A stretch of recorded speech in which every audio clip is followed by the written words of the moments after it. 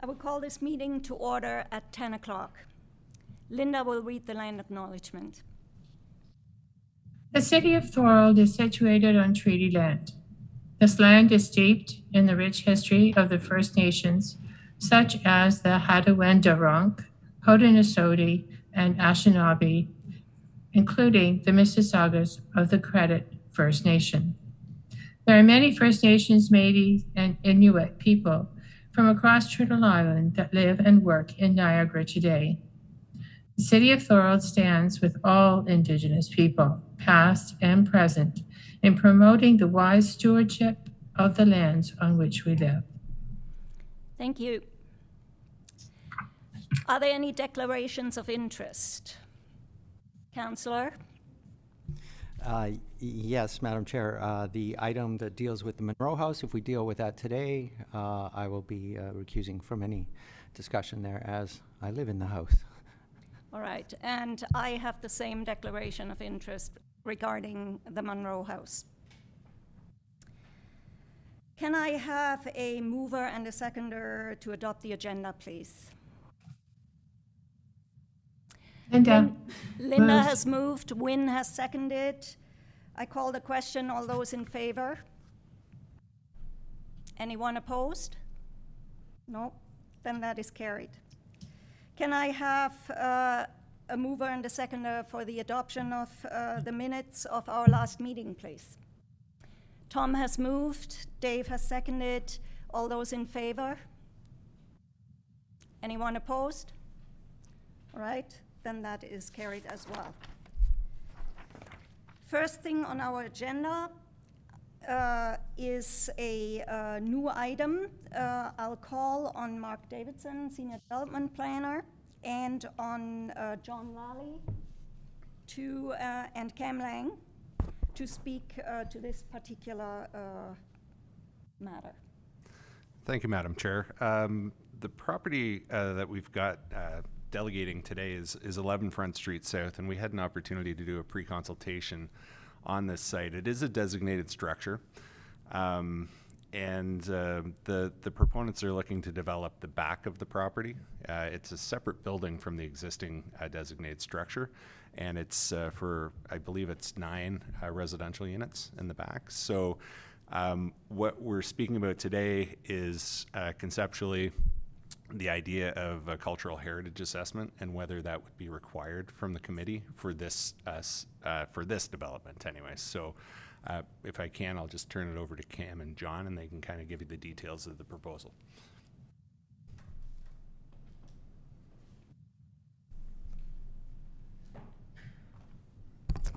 Thank you, Mark. And my name is Cam Lang. I'm a planner. I work with John Lally, who... Can't hear you. Oh, sorry. No. This is not... There it is. Is it working better now? Yes. Oh, okay. I did push it. Anyway. Well, if your mouth has to be closer to the mic. I'm sorry. I'll lean in. Now. So my name is Cam Lang. I'm a planner. I work with Mr. Lally, who is the owner of the property at 11 Front Street South. As Mark, first of all, thank you for the short notice allowing us to speak to you this morning. Excuse me, 11 Front Street South. Can you identify that with its common name? Yeah, so it's known as the Stone Store. Okay. Thank you. It used to be the Gypsy Alley vintage clothing store, and Mr. Lally purchased the property about a year and a half ago, I want to say, in the fall of 2022. So as Mark alluded to, we had a pre-consultation meeting with planning last week where we presented our preliminary site plan and development proposal to the city. And if I could call on Justin to, we'll put up the site plan. This is the preliminary site plan that we had proposed. And now this is in the rear of the property. The Stone Store is located off to the right of the screen, which obviously fronts onto Front Street itself. There's about 14 feet of separation distance between where you see the existing building. Now, that isn't even the stone store. That is a red brick addition that was put on the building, and I don't know exactly when, but it wasn't part of the original structure. So what you have before us now is this was a 10-unit, two-story building on account of providing a little bit more parking in the rear. Off to the left there, where you see laneway, that's Eakins Lane. We'll probably be reducing the units by about 1 in order to provide some more parking, but conceptually, this is what it's going to look like. There is some separation distance between the proposed building and the existing structure. Now, the reason we're here today, the purpose is essentially to propose this to you, and as Mark suggested, whether or not there is any interest in doing some sort of a heritage impact assessment. We obviously don't think that's necessary. Now, obviously, this is a completely separate building, and what we have to look at, I'm not a specialist, a heritage planning specialist myself, but I have certainly worked with numerous heritage planners over my almost, 25 years in the industry, and have read enough heritage impact assessments to know that what they look at are the reasons for the designation itself. And I do have the bylaw with me. I've read it. I don't know if members of the Heritage Advisory Committee are in receipt of this bylaw or have read it before, but I think I'll take just a couple of moments to just go over why the building was designated in the first place. So it was designated back in 2008, and when we look at the reasons for the designation under cultural heritage value or interest, sorry, I'll lean in more. What it says is the conclusion under that section was that this stone store was an impressive building when it was constructed 150 years ago, and to this day it continues to enhance the streetscape of downtown Thorold. And that's an important statement, is that it refers to the streetscape itself. This building that we're proposing is in the rear of that. It is 2 stories. It's actually a lower height than the stone store itself. So you won't even be able to see this building from the streetscape, from Front Street itself.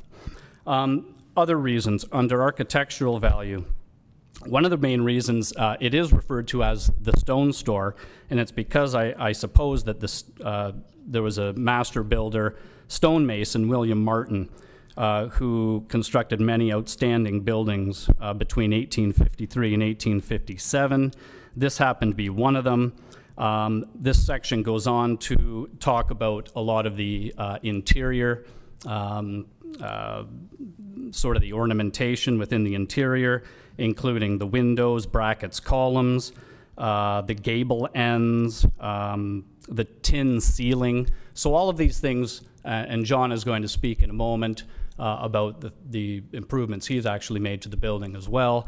But all of these things will be preserved. None of them will be compromised by what we're proposing to do in the rear of the property. And under historical significance, all it says is that the name the Stone Store was used because most of the other commercial buildings constructed on Front Street at the time were built of wood and brick. So those are the elements. These reasons here is what a heritage planner would look at when doing a heritage impact assessment. And I think that, as I said, I've read enough to know that the conclusion that any heritage planner is likely to reach is that what we're proposing will not have a material impact on the stone store itself. So I don't want to take any more of your time. I think I've presented enough, hopefully, for you to make an informed decision on what we're requesting, which is that you waive any requirement to do a cultural assessment or heritage impact assessment for our proposal. We'd like to get going as soon as possible on the construction, and John's probably going to speak to that now. So I'll step aside. Thank you And I'll very answer much. any questions you may have, but maybe I'll let John speak first. Thank you very much. Hi. Thank you for your time today. Thank you for coming. I just wanted to let you know I can speak, but actions kind of speak louder than words. And as Cam mentioned, this building is 14 feet behind the building that already exists, and the building that exists does have a structure on the back. So what the goal of the Heritage was, and I've met with the Heritage Committee a couple of times, is to preserve Front Street and to preserve the building. And when I bought the building, I met with Heritage. We hired a structural engineer and someone that had dealt with Heritage before. We took off the awning. We put in a special type of concrete to reinforce the front of the building. We put back the same stone that we had taken off to reinforce the building. So we've already done a lot of work to ensure that for many, many years from now, that front of Front Street and the front of my building will look as it does today. And so I have absolutely no intentions of touching that front facade more than just improving it and making it look like it does today. And we've already completed the front. We have some structural work to do at the side, which will look exactly like it does now and been done.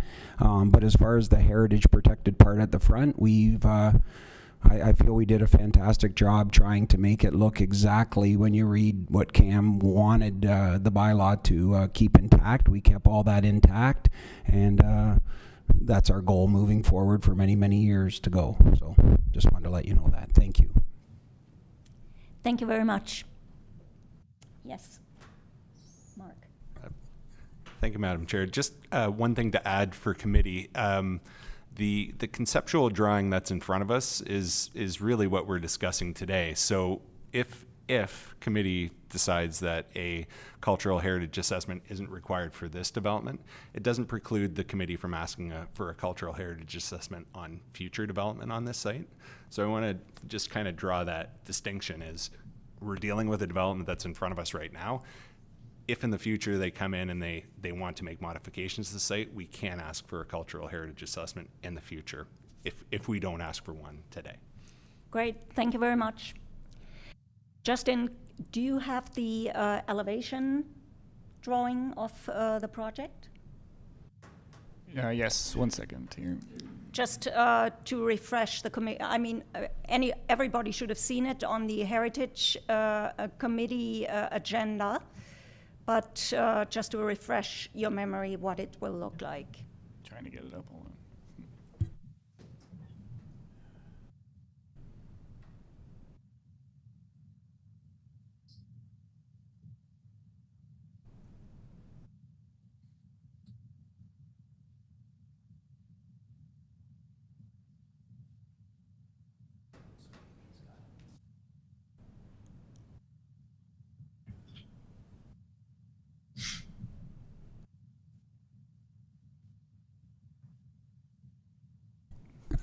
Well, I'm just trying to get it up. Maybe you have, there's Yeah. questions for in the interim. yeah, I can also just briefly ask the committee, do you remember what it looks like? It's 2 stories, very inobtrusive building, and I imagine from the way the elevation looks, the front doors will be facing the laneway between the Stone Store and the pharmacy. Is that correct?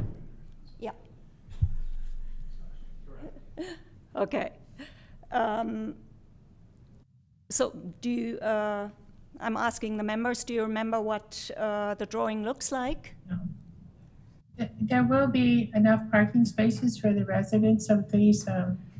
Well, of these- actually, Linda, the parking is for bylaw, a zoning bylaw to decide, not for the Heritage Committee. So that's not what we are Okay, being I just asked about. wondered, because if there's going to be parking on that property, or if they're going to take up parking in the parking lot across the street. Yeah, well, it's not a heritage matter, so what we are deciding Okay. is, and here's That's the fine. elevation.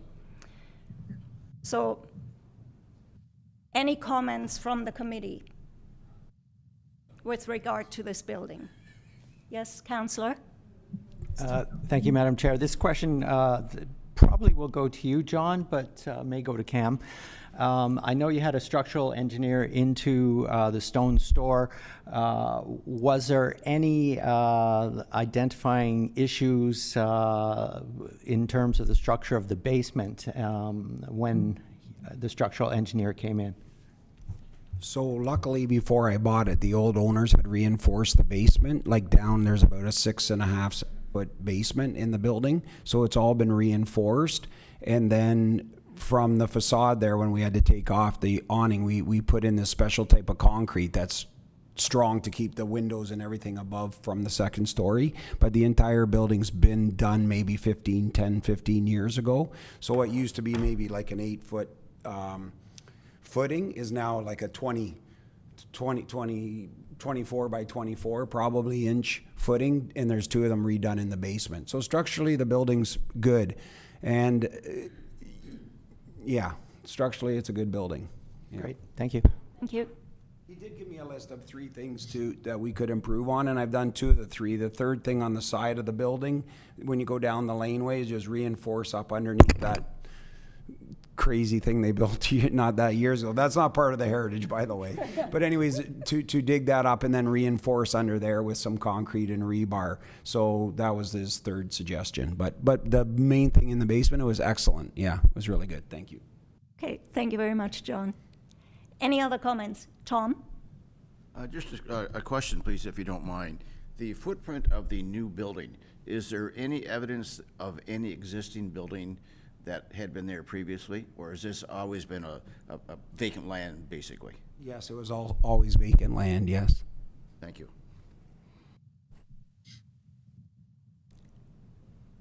Any other questions, comments? Well, let me just recap this. I've actually walked by, driven by. There won't be any evidence of this building when you walk on Front Street. It will be invisible unless you go down that laneway. I personally don't think this impacts the heritage value of the existing stone store whatsoever. But it's not for me to decide. It's for all the members to give their input. You have seen the plan drawing of the space it will take up. You've seen the elevation of what it will look like. You probably know the site. The stone store is a landmark on Front Street. What do we do, Justin? Do we bring a motion to decide whether the heritage impact assessment is necessary in this case? The committee can do that, yes. They can motion that that they feel it is not necessary. Yeah. Okay. So can I have somebody to move on, do we need a heritage impact assessment, or shall we word it, can we let a heritage impact assessment go for this particular case? Are you moving, Tom? Actually, I have another comment. Okay. And it pertains to what you're asking. I'm wondering if it's possible, when you start the excavation, if anything turns up, that you would notify us, and that we would then be able to have a look at it? So the long-term goal is to build, and to build, I have a list of things I have to do, like a record of site condition, to make sure the soils are safe. I have to do an archaeological study to make sure if we find anything. So we've done phase 1, phase 2 archaeological, and nothing turned up. And then we do sign that if anything is found, that they're notified right away. But in digging, they've come out, they've dug wells, they've done water samples. We've done quite a bit of work there, and including archaeological. And if anything is found, we would definitely notify you. We're tied to do that anyways, but we would. Thank you. Thank you. So can I have, I'll move that. okay, Linda has moved. Can I have a seconder, please? Tom has seconded. So here I ask the question, can we do without a heritage impact assessment for this site? All those in favor? Anyone opposed? No, and that is carried. Thank you very much, John and Cam. Thank you very much. Have a great day. Thank you. You too. All right, then we move on to our next item, correspondence. Oh, and thank you very much, Mark, as well. Yeah, thank you, Madam Chair. That was the direction we were looking for, so I appreciate committee's indulgence in that. Are there any items of, under correspondence? No, I do not have any items of correspondence. Okay, great. Then we move on to financial invoices for payment. I have been informed by planning that the 3 plaque stands we ordered in the fall were paid. There's one invoice that was handed in January from Sarah Kinghead for the Cultural Heritage Report on the William Stable House.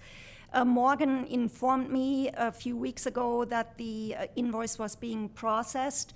Do we know whether it has been paid in the meantime?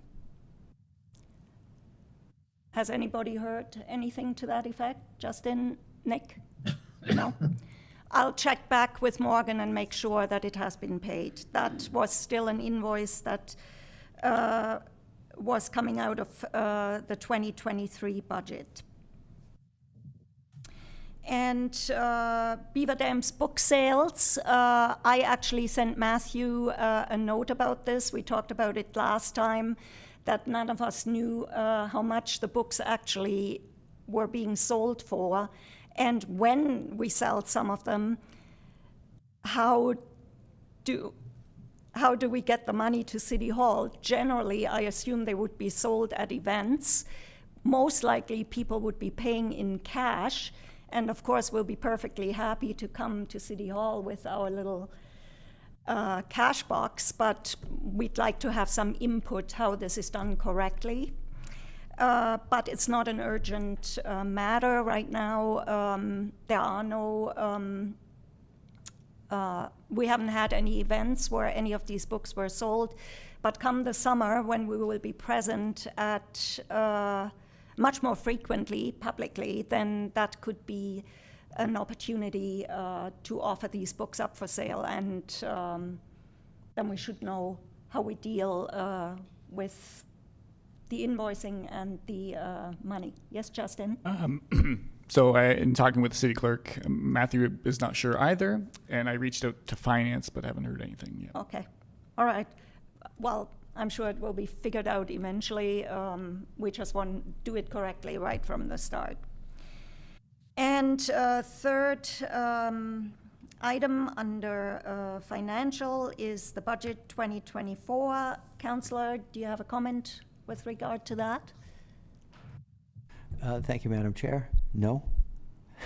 Well, yes, we got an additional $2,000 for that's what you, advertising. okay. I'm sorry, Madam Chair. Yes, there was some additional budget money placed into the heritage budget to cover an expense for advertising the declaration of intent to designate, because in the past, the city used to cover that fee, approximately $900 per designation.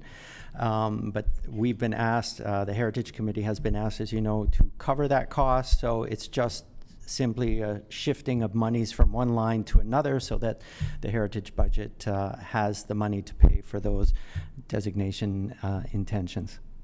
Great, thank you. And as far as I know, there are efforts underway by various municipalities to do away with that particular advertisement in a newspaper, because nowadays when everything is listed online on city websites, it's really not necessary and it's an unnecessary expense. So hopefully in the future we can do without that particular expense. Then we move on to ongoing business, properties. Any news on the Beaver Dams Church? any movement on the washroom construction? We are going to be able to hear an update on the washroom construction Wednesday evening at the Zoom meeting that's being held for members. Okay, So nothing new as yet, but there might be something tomorrow. okay, great. Any events coming up at Beaver Dams Church that you know of? I didn't get to the last meeting, so I don't know that there are. I expect that there will be a cleanup probably in May, and there will be activities in June, but Okay. I don't know. Right. I can bring it back next time. Great, thank you very much, Linda. Next, the Stone Store. We already talked about that, so we can move past that. Next one is the Flannery House. Wynn, you live across the street. Any news to report? No news, Madam Chair. Nothing has happened that I can notice yet. Okay, great. Thank you very much. Then we move on to the installation of history plaques for designated properties. One is still outstanding for the Stone Store. That will be installed as soon as weather permits. And then we have the new candidates that we loosely decided on in the last meeting. St. Andrew's Church and Trinity United Church. I sent over first drafts of the wording that could be displayed on these plaques. Are there any comments from the committee with regards to what I wrote? Basically, do you want changes? Did I miss something? Spelling mistakes? Because I hear some of these plaques have spelling errors on them. Okay. All right. There's a little bit of news with it. After our last meeting, it actually occurred to me that we should have consent. Oh, Nick, please. Thank you, Madam Chair. I did just have one very small edit, and that was to the bottom of the Trinity United one. Mentioned creative reuse. I think adaptive reuse is probably the better term to use. Okay, great. But very minor. I thought they read very well. So, Oh. thank you. Okay, thank you very much. After our last meeting, we had sort of said, yes, let's put plaques in front of these two churches, but then afterwards I thought we should really have consent from the owners. So I contacted both St. Andrews and Trinity United, and I spoke to the clerk of session at St. Andrews.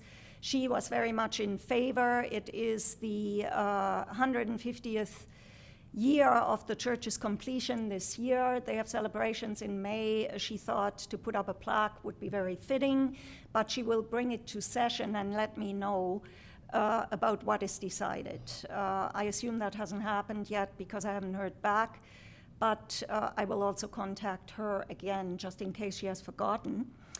And the new owners of Trinity United Church are very much in favor of a plaque. They are hoping to maybe have the installation coincide with a groundbreaking ceremony in the spring. They weren't sure whether the timeline would be realistic. We have our stainless steel stands in stock, though, for especially for exactly these kind of occasions. The only thing that would have to be manufactured is the plaque itself. And weather permitting, I'm pretty sure we could accommodate them. I will have a meeting with them shortly. I'm just waiting for them to give me a time. And also Dave Copeland and Margaret Beaupre are the two people that I was in contact with about the church. They hope to start renovations on the 1950s addition in the back and on the church basement in the coming months. And I guess that is the groundbreaking ceremony that they mentioned to have the history plaque put close to the sidewalk on Pine Street to give people, passers-by, a little bit of information about the church. That is what I have to report with regards to those two items. Any comments? Oh. Then as soon as I have complete consent from both, we will go ahead and order the plaques, and then whenever they are ready for installation, we have them. Yeah. All right, moving on to, excuse me. Oh, next item, Monroe House. I'm going to pass the chair to Wynn for this item. Thank you, Madam Chair. So in our agenda so it's page 16 and 17 of the PDF document. It's labeled as page 13 and 14. So this is Schedule B. This is outlining the revisions to the designation bylaws for the Monroe House. I'll turn it over shortly to Nick to summarize the changes, but my understanding is that we're basically just omitting the inside designations of the house. And as we know, interiors are not typically included in municipal designations. And although I know that Anna and Tim, they really love the interior of their house. They want to preserve it forever for as long as they live there. But we understand as a committee, we don't want to deter future buyers from homes if there are these restrictions put in place. But part of the inside designation is that one window in their current living room, which we talked about several meetings ago. It was the one window that just looks misplaced from the outside. So we want to remove that from the designation as well. But Nick, I'll pass this over to you to summarize or correct me if I misunderstood. Thanks very much. That's a good summary. Yes, in the agenda package, there's a copy of, I put the current bylaw just so everyone had it handy, but then the proposed revisions to the bylaw. And you're right, it was really to take out the interior features. It's not something that's typically part of the designation, although some are, but it's becoming less and less common. So we took out that part of it. I just modified the wording of the bylaw a little bit to reflect that it was previously designated, and then to bring the bylaw a bit up to date with current standards, I put in a list of the heritage attributes that I pulled out of the description for it. So spent some time going through that and just doing the updates. So I have it here for information for the committee, and ideally a motion to take that forward so that council can adjust the wording, re-adopt the bylaw, and then have that be swapped out on title for the current one. Perfect. Thank you for that summary, Nick. So I guess next steps is to call a motion to decide if we're in favor of this change, this amendment to the bylaw of the property. Can I see Linda is? Yeah, I'll move the amendment. Yeah. Okay, and I can't see the councilor chamber. Can anyone second? You have Tom seconding here. Okay, perfect. All in favor? Any opposed? I can't see, but carried. Okay, I think that's it for this item. Unless there's anything else, I'll pass it back to Madam Chair. Thank you very much. I'll just I'll work with planning staff to get this brought forward at the next available council meeting, and then it'll go for adoption, and then let the process go through there. Thanks, Nick. Thanks. Thank you very much. All right, moving on, heritage permit status update. Are there any status updates? Nick? Thank you, Madam Chair. No updates since last Okay. meeting. All right. Moving on to the downtown facade program. I ask that every time, and in the meantime, I have actually contacted Ken Scholtens, head of economic development, and he informs me that all grants like the downtown facade program go through him, and if he gets any applicants, he will inform us ASAP. So from now on, I won't be asking that question anymore. I will just inform the committee if I've gotten notices from Ken that there is a new applicant, if there is. At the moment, there isn't. Moving on to new business, Trinity United Church. Again, we've already touched on that with the history plaque. There's a meeting planned between Heritage and the new owners about what they're planning, also to go over this plaque. As far as from what I understood from their emails to me, there's also a committee planned, sort of a citizen committee planned to generally explain to the public what is planned for this particular building. And as has been mentioned before, these are nonprofit organizations that purchased this building jointly, and they have every intention to preserve the historic designated structure as is.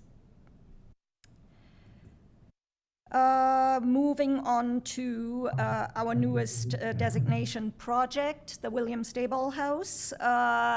Has the committee had the opportunity to read Sarah's report? Wynn has. How about you guys? Have you read it? Okay. Oh, all right. Yeah. Well, I just to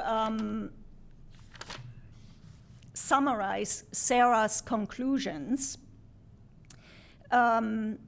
She makes it very, very easy for us to evaluate her findings, because she puts her findings against each of the 9 criteria that are part of the new regulations of the Ontario Heritage Act according to Bill 23. And she basically gives the house 6.5 positives, where the criteria match what is required. In order to be designated, a structure has to fulfill at least 2. The one where she only gave half a point was the landmark status. We are looking at designating both the house and the 200-year oak tree on the property. She gives the oak tree landmark status, not the house. The house, I would slightly differ with her here. If the house were in a different location, maybe it would not have landmark status. In the location that it's in, I think it's a very recognizable structure on Welland Street North. But that is maybe a matter of opinion. It's still, even if it doesn't have that, this building fulfills the requirements for designation under the Heritage Act. Any comments from the committee? No? What do you need? Do you need a motion to No. designate it? Do we need a motion, Justin? Oh, Justin has. Where are you? Sorry, where are we in the process? So this was the report? We don't have to do this today, basically. It would be nice if all members could the report, and then maybe we can have a motion at the next meeting. Keep in mind that the March meeting will be the last one until May. There's no meeting scheduled for April. So unless we have to call an emergency meeting, which is usually done only for one specific item, there will be a 2-month hiatus. So next month we have to decide on anything that needs to be decided during those 2 months. And we're probably looking at giving notice of intent to designate in May. So so as I said, it doesn't need to be done today. And maybe, just a second, Nick, maybe because not everybody has read the report, we put the motion off until next month. Yes, Nick? I was just going to suggest, you said it though, but I think that if we had a motion come to the next meeting, that would be great for timing in terms of just lining up the notice for the intention to designate and then having that go to council and Yeah. the notice running its course and all of that. So Yeah. I think that's Yeah. a good idea. Yeah. Thank you. The difference with this designation versus the last one is that we have to slow it down a little bit because the owners would like to see the designation ceremony done later rather than sooner, whereas last year when we designated Lock 25, we had to rush to get it done for Canada Day. So we're looking at the opposite scenario right now. So since designation has to happen within 120 days of giving notice, we don't want to give our notice too early. So, yes, Tom. I've had the pleasure of having a tour of the house, and I agree with Sarah's assessment. It is a house that we should really look at designating. I believe it has all the criteria that, it meets all the criteria that are necessary for us to designate the home. Yes, thank you very much. Okay, so we'll move on that particular item in our March meeting. All right. Next one, Indigenous presence in the Battle of Beaver Dams Park. Sarah and I have finally had a Elise Burnett. Her vision has changed. That was actually before the last meeting. I couldn't really comment on that too much because that very evening Michelle Elise was giving a presentation before council, and I don't know whether any of you have had a chance to listen to what she said. This project has changed a little bit in that it doesn't single out the Battle of Beaver Dams Park. Her vision is an Indigenous heritage trail, which would make use of the ancient Indigenous trail system of the area and other Indigenous sites, on which Sarah will advise her where they are, so to come up with a route. This is going to be an evolving project which will grow as funds are raised, and which might include all sorts of different things as nature trails, tree plantings, markers, art, even interactive events. As we have stressed before, this is not the Heritage Committee's project, this is the Indigenous Communities project, but if we are asked for support, we will, of course, give it. For now, we can maybe put this item on hold, and if I get any news from Michelle Elise, then I will report to the committee, and if there's anything that the Heritage Committee is asked to do in support, then of course we will put it back as an item on the agenda.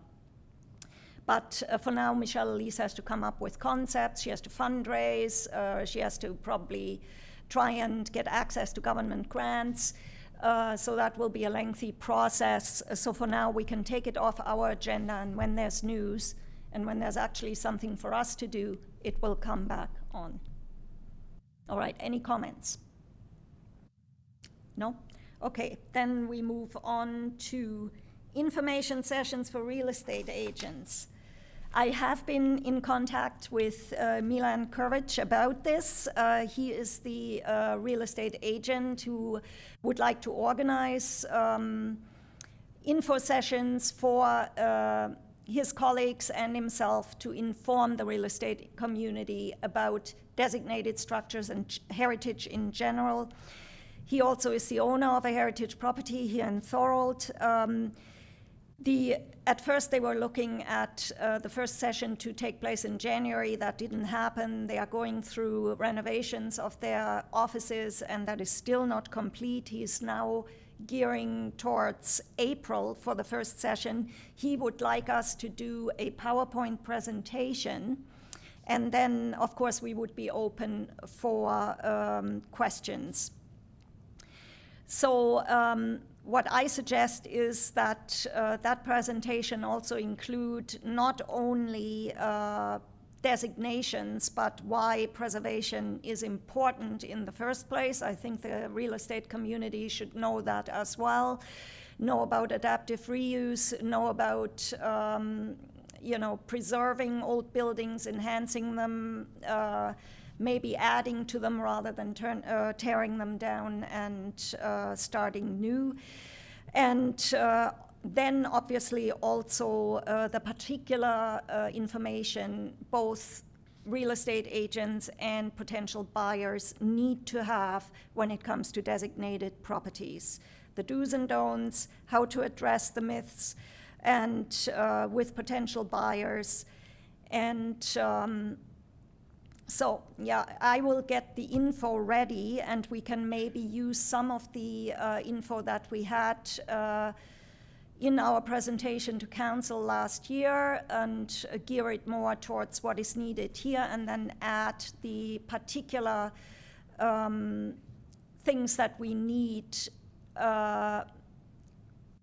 to address agents and buyers about designated buildings. I can get the info ready, but Win, if you could format it into slides, that would be great. And Already planning on it. Okay, good. You don't have to start yet. You don't have the info yet, but or if you do, I'm sure you know yourself what needs to be on it, and then we can go over that and get that ready. Also, if anybody wants to join me for that presentation, then please let me know, and we go from there. Then any comments with regards to the real estate item? Yes? Where will the presentation be? I don't know yet. I imagine maybe at their offices. Yeah. Okay. Then we move on to, next two items. I'm calling on Jeff Holman, Director of Public Works and Community Services, regarding two items connected to Memorial Park. Yes, thank you, Madam Chair. I appreciate the opportunity to speak to you today, and I really just am looking for some advice, some direction, and to make you aware of some of the things that our Public Works and Community Services Department have been asked to address. The first item is at 8 Carlton. So you may know that we've recently awarded a contract to develop the second floor to create some office space for our building planning and bylaw departments. And we hope that the work will be completed by the fall of this year, and we'll be able to move the staff that is bursting at the seams here at City Hall. We are anticipating that there may be some challenges with parking capacity once we move ahead. And on this slide you have in front of you here, it shows a calculation based on the zoning bylaw requirements, which says we only need about 44 spots. But we know that because the senior center is operating on the first floor and in the basement, and they have big plans for special events. We also know that St. John's the Evangelist Anglican Church uses the space for to accommodate some of their parishioners on Sunday mornings, and when they have their events, that we may need to look at expanding the on-site parking.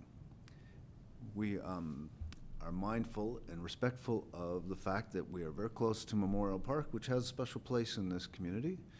And the reason why I'm bringing this here is to ask for your thoughts, your advice, any background information you might have that would help us about the possibility of expanding the parking area into the red space shown here at the north end of the property that would give an additional 15 spaces, bringing the total up to about 72. We try to be respectful of the existing trees that are there and the foliage. There will have to be some pruning. I think there's a stump removal required. But the idea is just to create some additional capacity for staff that will be there during the day and the business that they attract. So people will be applying for building permits. They'll be dealing with bylaw enforcement issues here. And that we'll also be respectful of what the senior center is trying to accomplish with their expanding membership and plans to hold additional events. So I'll leave it at that, Madam Chair, and if you could give me some advice as to what you think about an expansion in this particular area, and if you have any history or background that might be helpful as we move forward. Thank you very much, Jeff. Yes, Councillor? Thank you, Madam Chair. Through you to Jeff. I recognize that the parking is an issue and will be an issue at the senior center. And this is certainly a solution that can work to alleviate some of that strain that the parking lot will feel if we don't do anything. And being very mindful and respectful of Memorial Park, which is a beautiful, wonderful park in our city. When events are going on, I would like to make the suggestion that on the east side and on the north side of that parking area, that those be sufficiently planted so that when anyone is in the park, that the parking lot is sheltered or hidden a little bit behind some green growth, as well as for the neighbors who will be living across the street on Albert. So if that could be noted, that would be a great addition. Thank you. Thank you very much, Councillor. Actually, that was tree planting towards the east of the parking lot was actually also something that I wanted to address. I like very much that the existing trees seem to stay in existence. If there's a parking lot there, it might be nice to plant 1 or 2 new trees just on the eastern edge of it, of the parking lot, to distract from the fact that you have a parking lot there. Any other comments? Yes, Linda. I support the parking. I support the, not necessarily the parking, but I support the planting. I think it's very important to plant more trees in our community. I think our councillor has a goal, and this would go towards the goal perhaps, but I do support the planting of more trees there to hide the parking lot and to,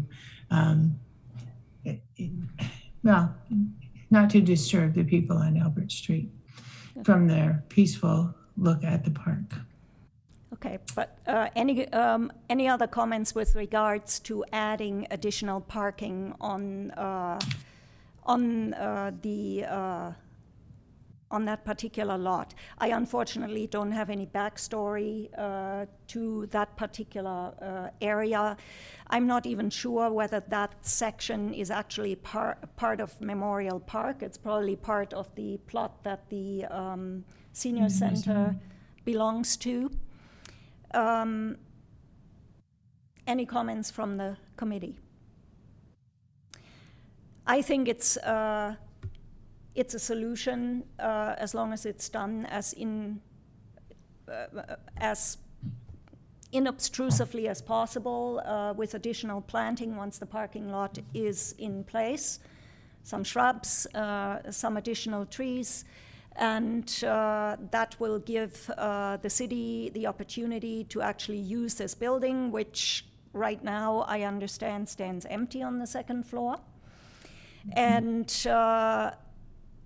And providing the additional parking will certainly make it easier for that particular neighborhood, which is already under parking stress.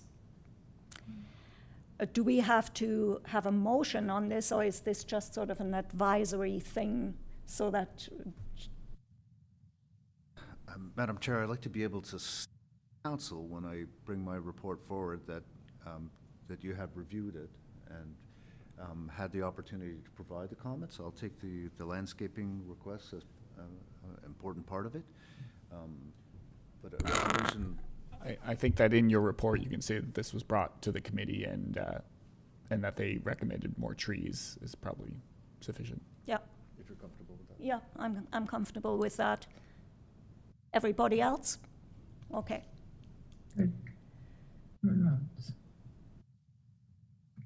All right. Then you have another. Thanks, Madam Okay. Chair. Likewise, this is a piece of property that was originally part of Welland Street. It's an unopened road allowance. But as it comes to Claremont Street, adjacent property owners have been using it for access to their lots, and it really has also been used by the community extensively for access to Memorial Park. I know I use it myself when I go to the Remembrance Day ceremonies. It's an easy way to get in, and I don't have to worry about parking. But it was brought to my attention that some of the property owners, I spoke to both property owners, and they would like to see some kind of formalization of what they're entitled to use, because there have been parking issues on the street and other people parking in their parking areas, and it's been difficult for our bylaw enforcement people to issue any parking fines because it's really unprogrammed at the moment. It is city-owned, and I don't believe the city would ever sell the property off. But it might make sense to formalize some kind of working agreement with the residents, property owners on both sides, and possibly even construct a more formal access into Memorial Park, just to make it look like it belongs. Now, I don't have a capital project approved in a capital budget, but because of the sensitivity, I was hoping I could get some guidance from the committee to see whether or not this is something we want to move quickly. And I don't think there's any urgency, except that if these properties change hands, there will be certain assumptions about what they're entitled to use. And typically, if there's nothing that we have in our documents that prove that, it could be challenged at court. And so I'd like to get your guidance if I could, Madam Chair. Okay. Any comments from committee members? I can't see the others on the... No? Okay. All right. So just for those of you who are not terribly familiar with the site,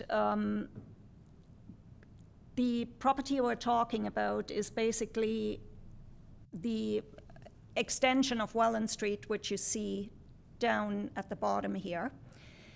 And on either side, both the houses on either side need access to garages that are in the back.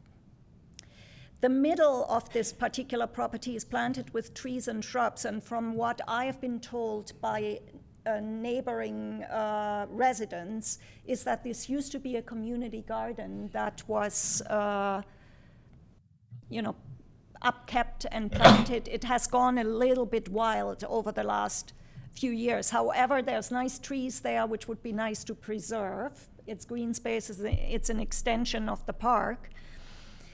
But one of the main issues is that these two adjacent properties, and particularly one of them, have asked about opportunity to park on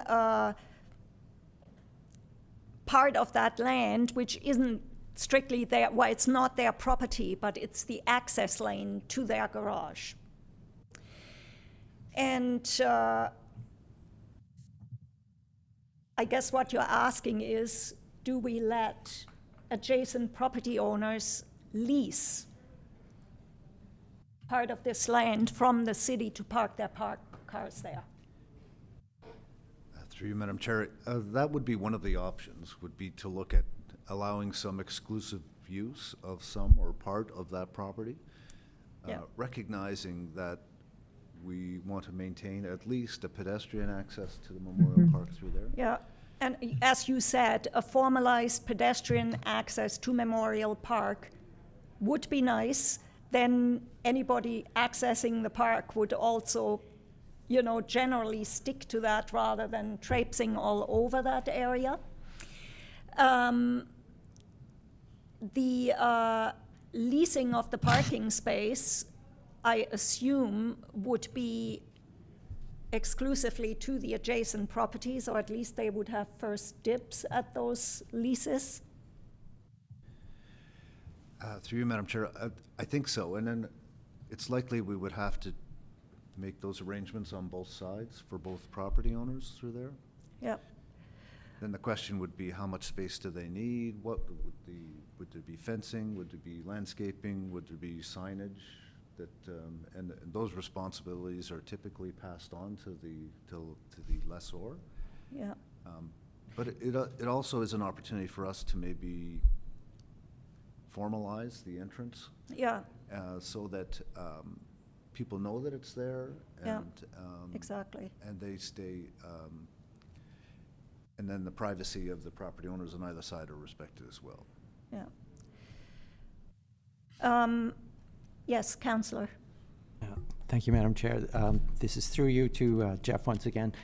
In having been to the property and looking at the map, I believe where the road allowance is divided, and you can see it clearly moves slightly to the left and slightly to the right with some trees or shrubs in the center part. I believe only the right-hand side is a direct path to the park. If you were to walk to the left of that center planting, then you would run into that fence that divides the park. So I think we're kind of stuck. Excuse me. Here we go.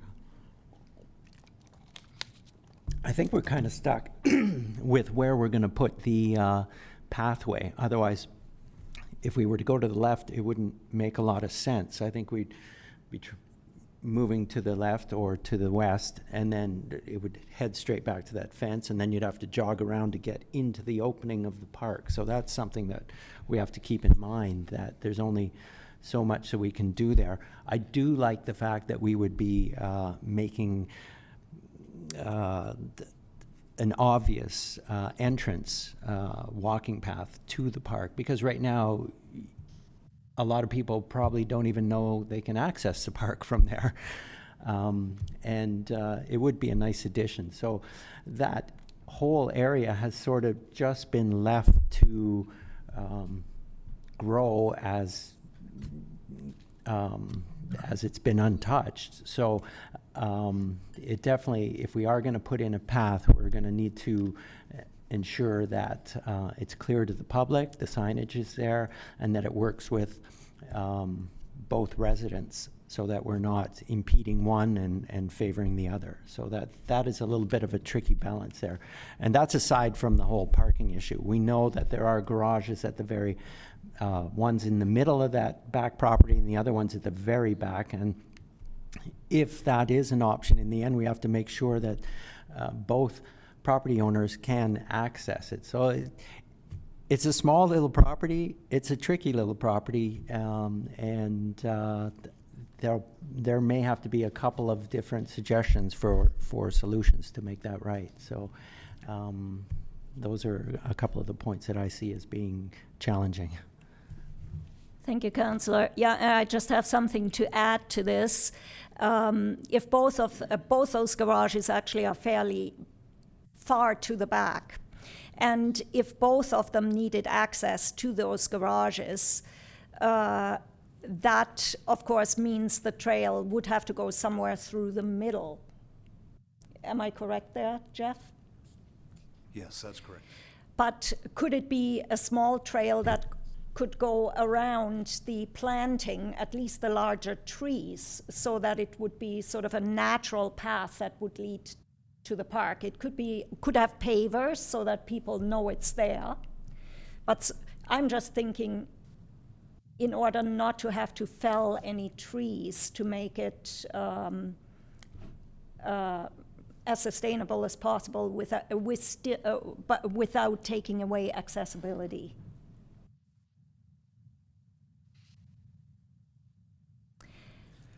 Through you, Madam Chair, I think so. I think they really would like to know whether or not there's a possibility to do this before we come back with more options. Yeah.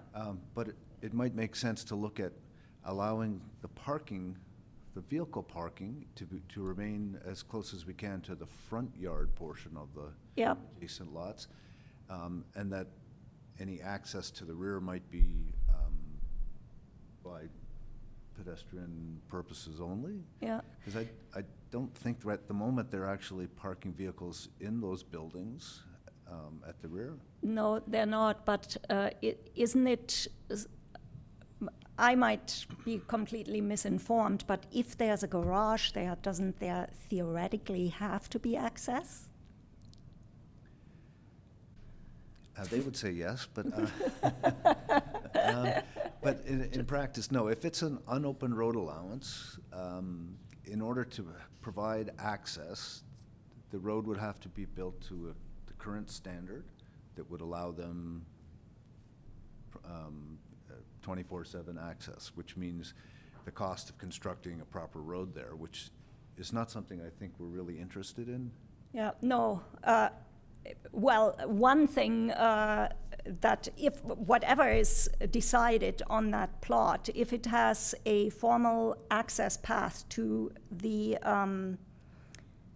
park, and there has to be something that once, if these properties change hands, those people are not then insisting that they want paved access to those garages. So that would have to be something that has to be figured out. As you said, neither one of them parks their vehicles in there right now. Also, Councillor, what you said about you have to be fair to each one of these property owners, technically that land doesn't belong to either of them. It's city land. So it should be used the way it's best to use for city purposes. And if some parking, and as you said, I also think it's better to provide it towards the front of that property rather than the back. And from what I understand, that is also what one of the residents is asking about. That seems to make the most sense. I mean, yeah, but I don't really know the legal aspects of access to garages. Yes, Tom? Very simple question. Which came first, the garages or the laneway? We need a researcher. I'm thinking of, did we have a laneway and then owners decided to build a garage and then say, oh, well, we have access to it, or was it the other way around? Yeah, well, that's for the city to decide what the legalities are there. Yeah, I'm not trying to throw mud on the situation, but. Yeah. Wynn?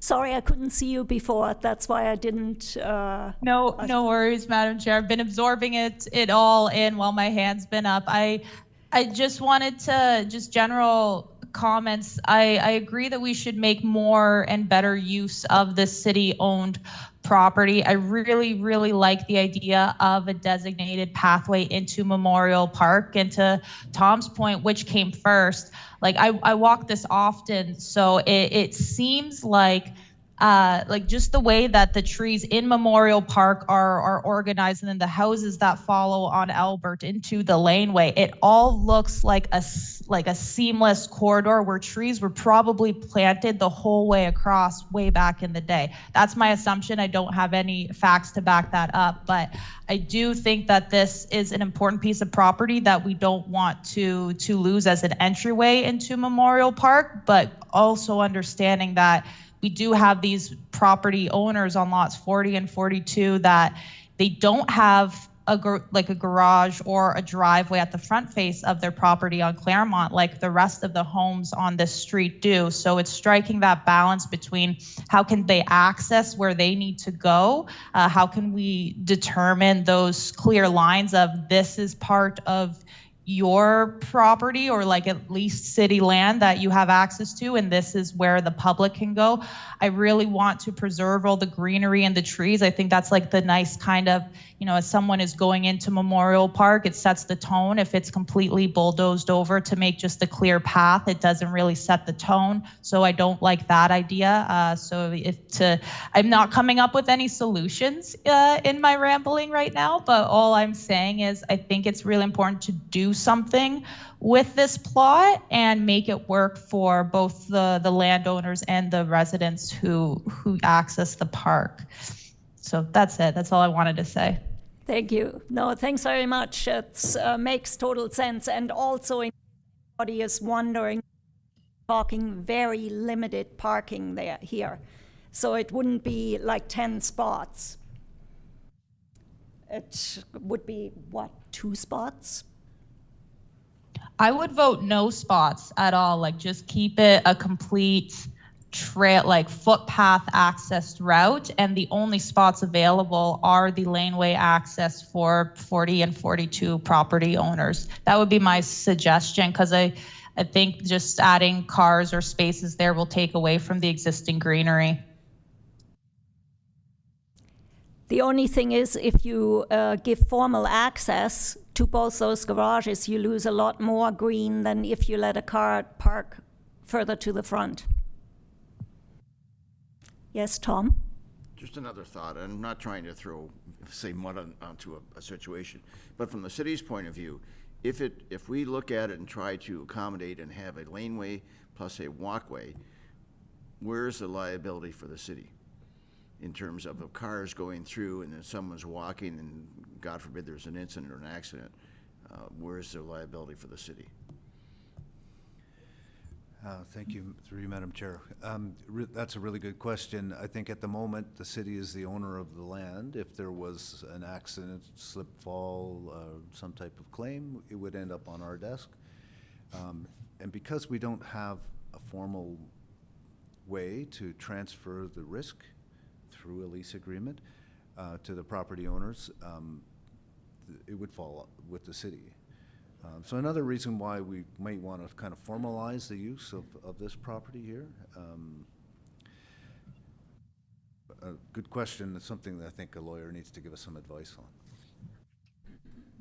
Okay. Any other comments? Okay. Have we helped you at all, Jeff? So, Madam Chair, if it's okay with you, what I'll take from this is that it's not a definite no. It's just have a conversation with the property owners, see what they can live with, and if you need or would like me to come back to kind of give you an update on the conversation where it falls, possibly even to get a legal opinion on how this might play out.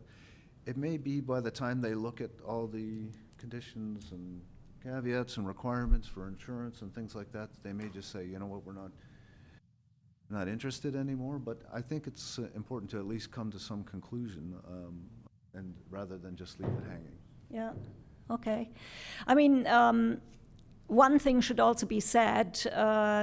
On the left-hand side, in the front of that property, people have parked for decades without permission.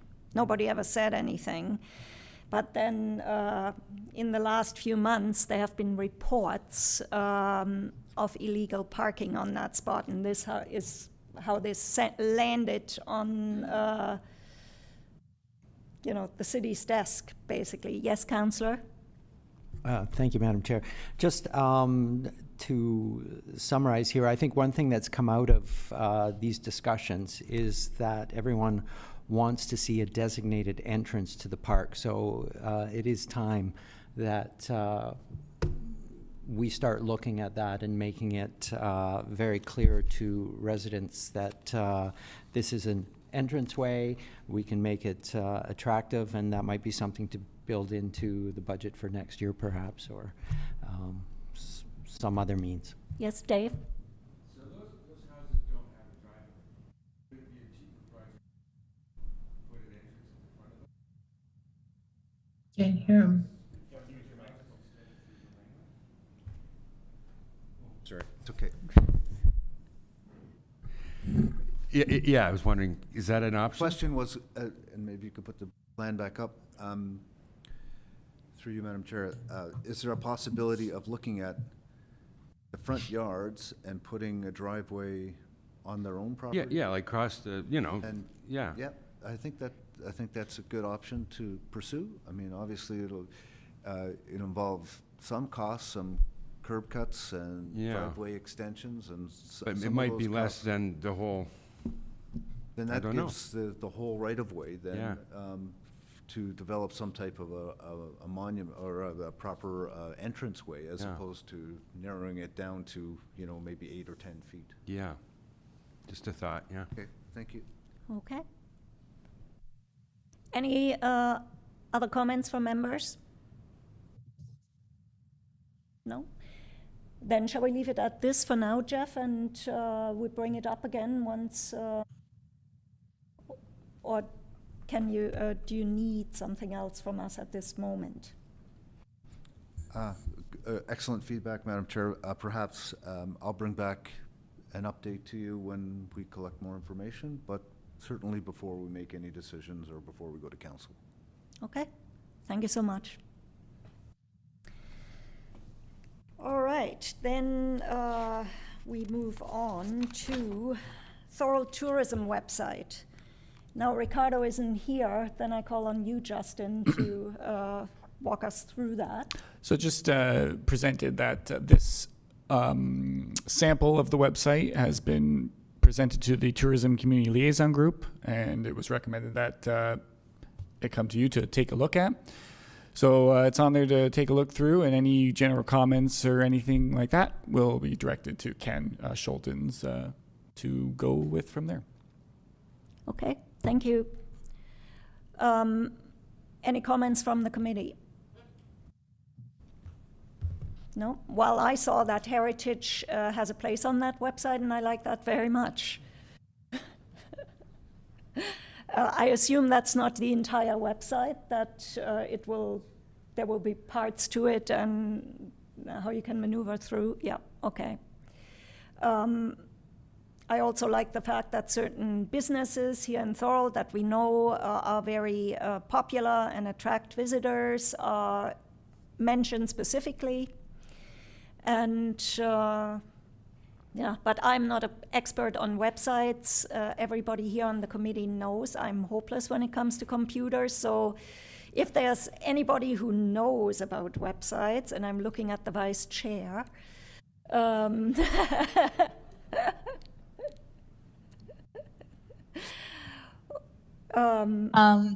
Chair, I'll take a thorough look of the sample and then see if I've got any design critiques. But no, it looks good at a high level, and I'm agreeing with what you're saying. I like that. There's the notable mentions of like the things to explore while you're here too, in addition to like some kind of historic elements. So yeah. Okay. Any other comments with regards to the website? No? Okay.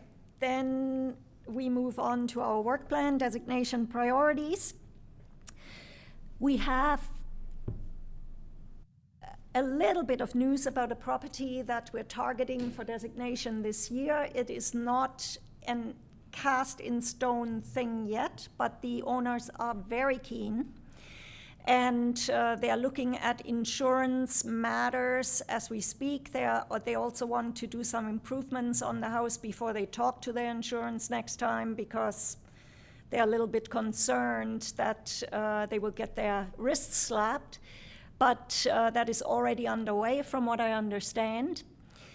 The house is an incredibly deserving building.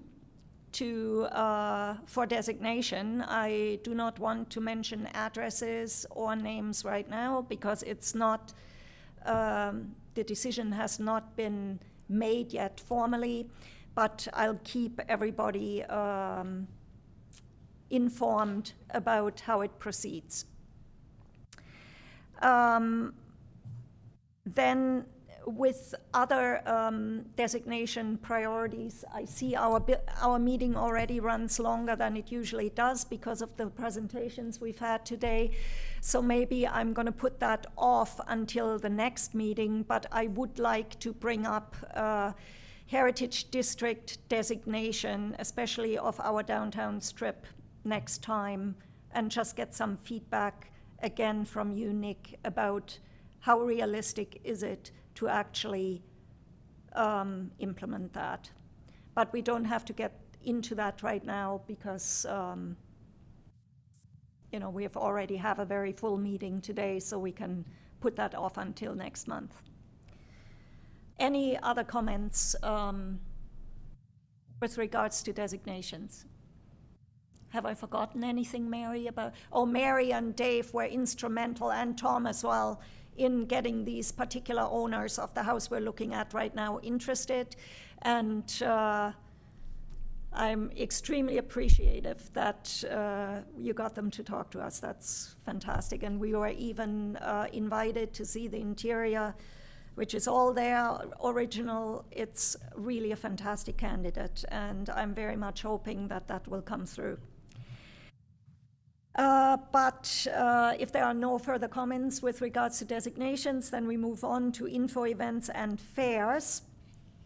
I already mentioned to Tom, there is a first event happening on March 15th at the Senior Center. It's a similar event as we did in the fall on a Friday. I think starts at 10 in the morning until 2 in the afternoon. I will be there. Whoever wants to join me is welcome to. When we had these rack cards made last time, remember, with the tree on the side, I like them very much. I'll have some more printed, but I'd like to change something about them. And one of them is the writing on them was extremely small and faint and hard to read. So I had a hard time. A lot of the people at the Senior Center most likely also have vision problems. So it would be nice to have font and strength of print on there that is easily legible. And maybe we even do a double-sided card this time and put the website information and maybe a big title or whatever on the backside. So we'll go over that. Printing won't take long at all. I'll get that done within a day or two, so no rush. We have over 2 weeks to plan for that. And other events, so that's the next one coming up. Wynn mentioned the market last time. We have been in touch with Dave Baldoni about possibly getting space on the city table on market days. Yes, we will, but not every market day, because other committees and city groups also have the right to be at that particular table, but we'll probably get a couple of opportunities. However, this year, a table at the market to rent is $10 per night, per Wednesday night. I think we can make loose $10 for a few nights during the summer to have our own table on those days when we are not at the city table. So we can make decisions about how often we want to be there, whether we want to be there every single time or every second week. But let's have a presence that is continuous and visible. And also, with all the input that we've had, Tom has mentioned a big board with photos, historic photos of Thorold, maybe also bringing in old items that are interesting for people to see, just to, tempt people to come to our table and talk to us. Last time I brought an old quilt just to cover the table that I had at the senior center, which was just one of those plastic school room tables.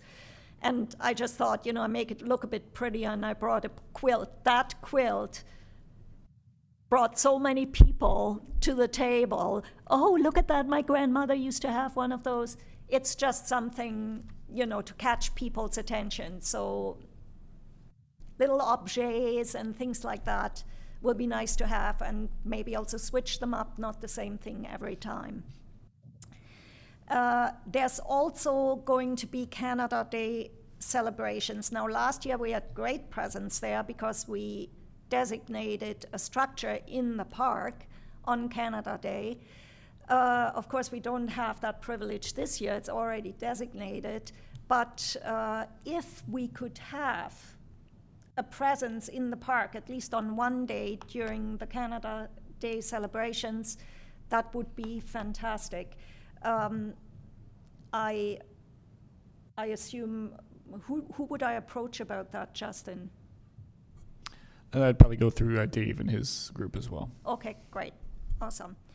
And then, of course, we seriously have to think about now the breaking of the Sud ceremonies, which will be held in the fall, I think in November. This is the bicentennial of the beginning of the building of the first Welland Canal. And that first shovelful of soil was dug in Thorold, in Allenburg to be precise, but that's part of Thorold. So there will be events, and the Heritage Committee should have presence there. And we will obviously be there for that particular matter, for canal history, but we can combine that with heritage in general. And if there are any other events that anybody hears about where we should be present, please bring it to the committee so that we can be there. Councillor. Thank you, Madam Chair. This question's probably for my neighbor here, Tom Russell. So the turning of the sod, 1824, was in Allenburg. Do we know the precise location? And if we do know the precise location, is this something that we may want to also, where we might want to plant an info plaque in that area? So through you, Madam Chair, to Tom.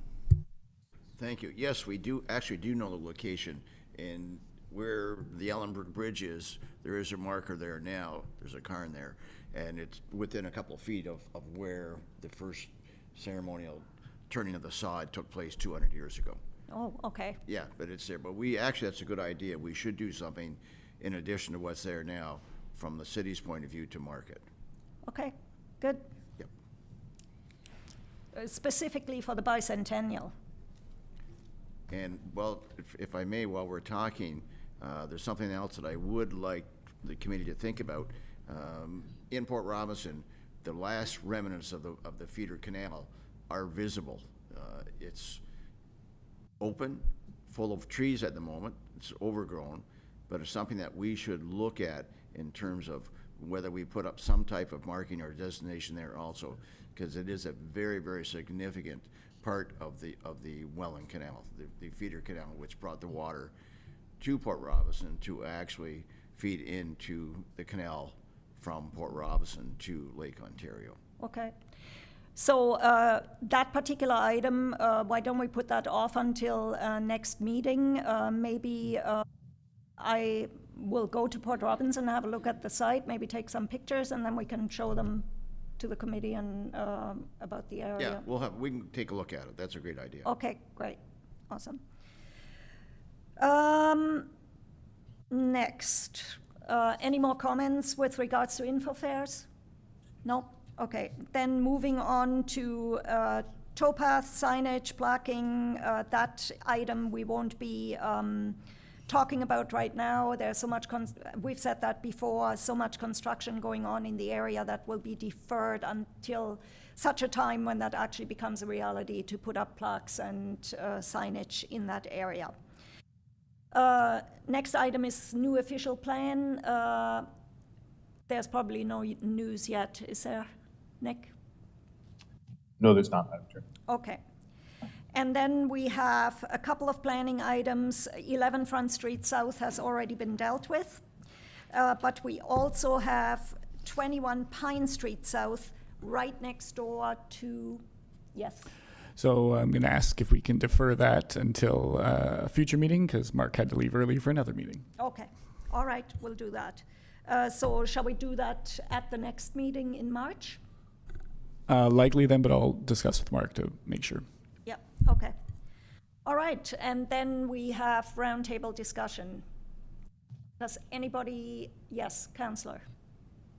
Thank you, Madam Chair. I just want to congratulate Tom Russell, who gave a wonderful talk about shipbuilding in Port Robinson in the early years at the Welland Museum on Saturday afternoon. It was a sold-out crowd, a very informative afternoon, and congratulations on representing Port Robinson so well. Thank you very much. Appreciate your comments. Thank you, Tom. All right, then we go this way around. Tom, do you have anything to add? Not at this time, thank you. Okay, Justin? No, I do not. Okay. Mary? Not at this time. Dave? Not at this time. Linda? No, not at this time. Okay. Win? Nothing for me, Madam Chair. And Nick? Nothing here either. Okay. I don't think I have any more comments either. I've probably talked way too much already. Then I'll announce the next meeting. It will be held on March 26th at 10 a.m.